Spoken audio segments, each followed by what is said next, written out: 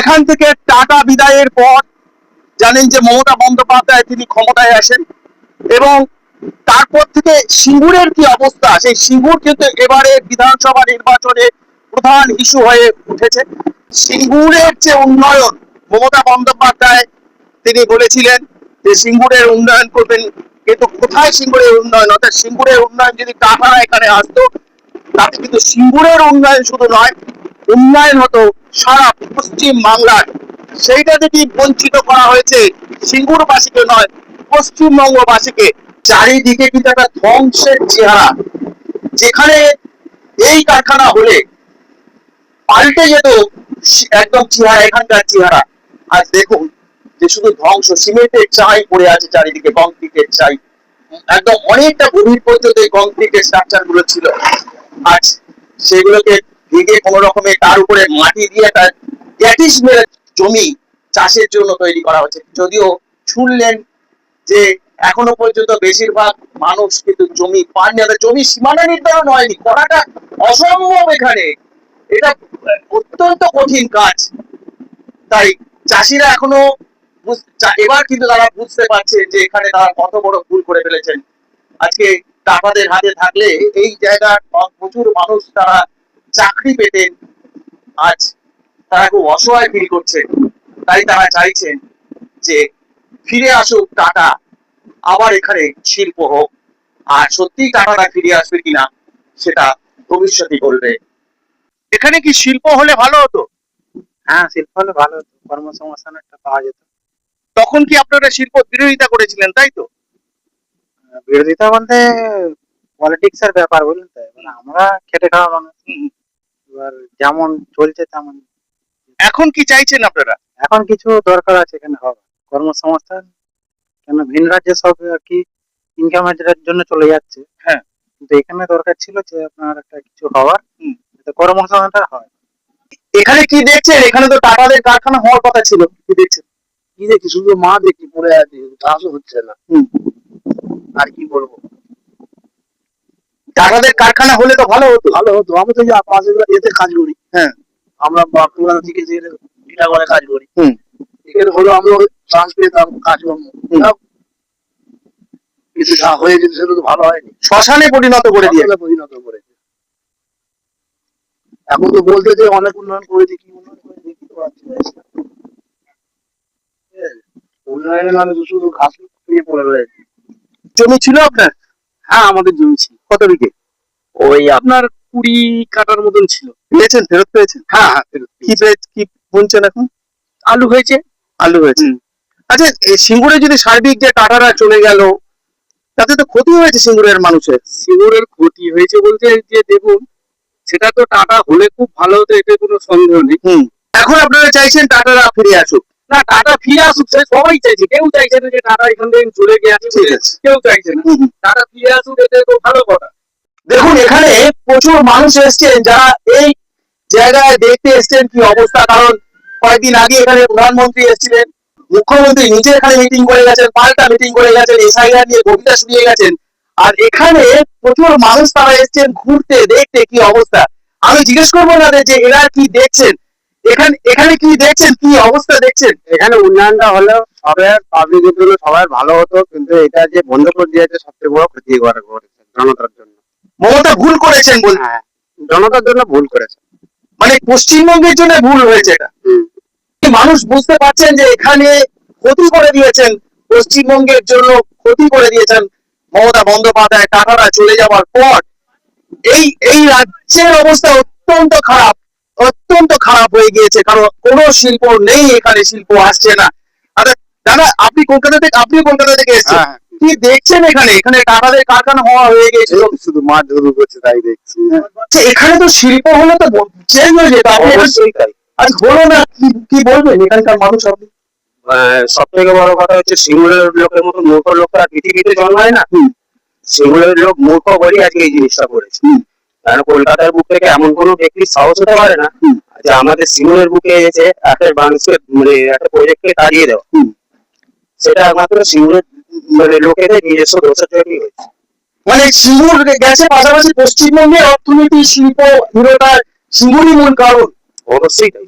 সিঙ্গুরের লোকের বোকামি তৈরি আজকে এত বড় জিনিসটা করেছে। তাই 2026-এর বিধানসভা নির্বাচনের আগে কি বলবেন? আমাদের বলার তো কিছুই নেই, বাঙালি বোকা, যেদিকে ঘোরাচ্ছে ঘুরছে। অর্থাৎ বুঝতেই পারছেন যে একটা জিনিস এখানকার মানুষ অত্যন্ত ক্ষুব্ধ।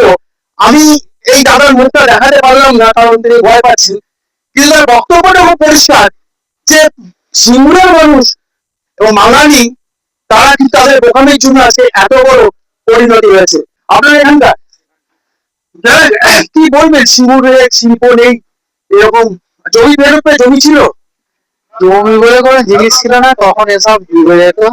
তারপর বামফ্রন্ট সরকার এসে জমি অধিগ্রহণ করেছে। এবার সব জায়গায় শিল্প হতে গেলে সবাই কোনোদিন ইচ্ছুক থাকে না, ইচ্ছুক অনিচ্ছুক সব সময় থাকে। তাহলে কি মমতা ব্যানার্জির রাজত্বে কি অনিচ্ছুক নেই? তাহলে সেখানে জমি নিয়ে কারখানা হচ্ছে কি? এটা হচ্ছে একটা রাজনীতি, রাজনীতির জন্য আজকে আসছিল। আজকে যারা শিল্পটাকে এড়েছিল তার থেকে আমরা তাড়িয়েছি। এখন আমরা ভাবছি হয়তো মমতা ব্যানার্জি এসে করবে, মোদী এসে করবে, কিন্তু এই পরিত্যক্ত জমি পরিত্যক্তই থাকবে। জমি ফেরত পেয়েছে, কেউ কেউ পায়নি।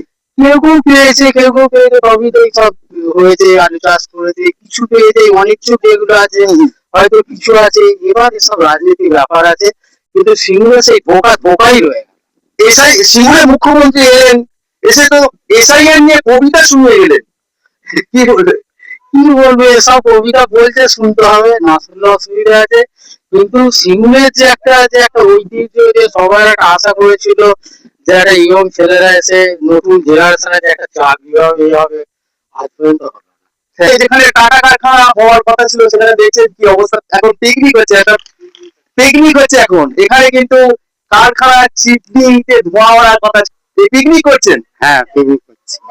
এখানে কি দেখছেন? টাটা কোম্পানি তো নেই, তারপরে কি দেখছেন এখানে?